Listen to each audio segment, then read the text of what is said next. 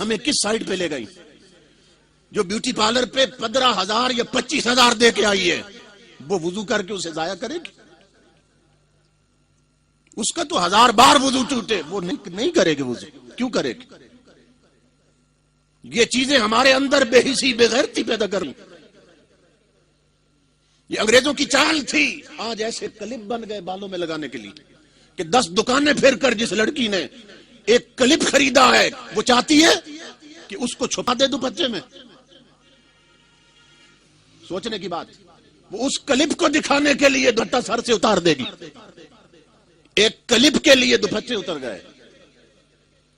اور پھر یہاں لاکٹ جو بنے لاکٹوں کے لیے گلے سے بھی گئے. اور تعلیم ایسی اسکولوں میں کالجوں میں تعلیم ایسی دی جا رہی. پہلے یہ ہوتا تھا کہ بزم ادب ہوتا تھا.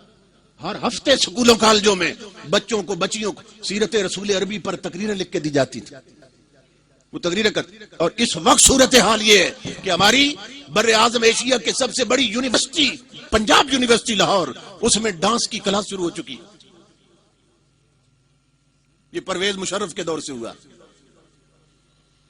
ہیرا منڈی سے ماہر کنجریاں بلا کر وہاں پروفیسر اور لیکچرر مقرر کر دیا گیا. اب تاجدار کائنات کلمہ پڑھنے والی وہاں ڈانس سیکھتی ہیں. یہ صورتحال ہو چکی.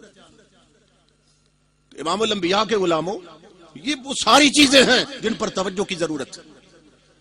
تو آقا فرماتے ہیں کہ جو میاں بیوی جب دولہا بنے تھے دلہن اور دولہا پہلی رات دنیا سو جائے اور وہ وضو کر کے مصلی پہ آ جائیں.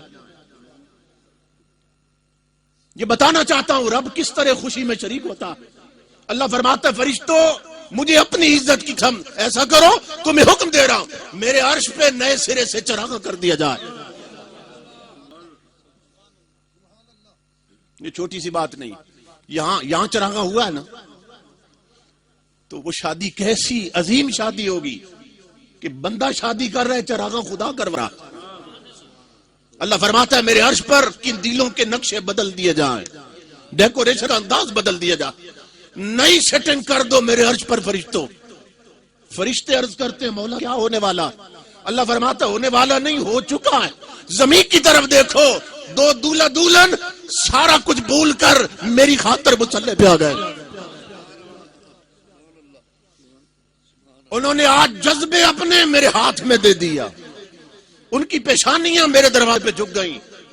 مولا کیا خوش بخت جوڑا ہے کیا خوش نصیب جوڑا ہے کہ جس کی خوشی میں تو بھی شریک ہے. فرمایا فرشتوں صرف چراغاں نہیں کرنا ان کے لیے گفٹ بھیجنا ہے. مولا کیا کرے؟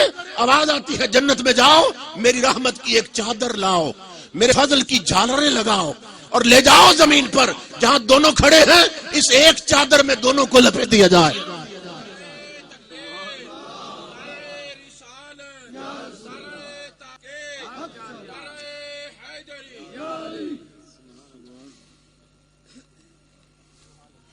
میں کہتا ہوں وہ کیا خوش بخت جوڑے ہوں گے کہ جن کے لیے عرش الہی سے چادریں اترتی ہیں اور جو ان چادروں میں لپٹ جاتے ہیں لوگ. اور رب کی عزت قسم ان کے پیدا ہونے والے بچے ڈسکو ڈانسر نہیں بنتے. کوئی میر علی شاہ بنتا ہے کوئی غریب نواز بن جاتا ہے.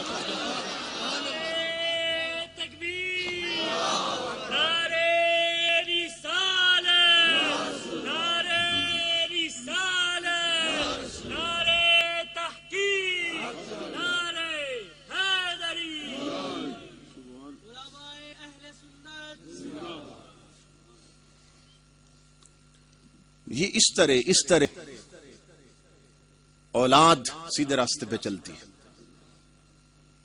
حضرت بابا فرید گنج شکر رحمت اللہ تعالی ان کی ابھی عمر 6-7 سال کی تھی. محلے کی عورتیں ان کی والدہ کے پاس گئیں. کہنے لگی فرید کی ماں ہمیں ایک بات کا جواب دے.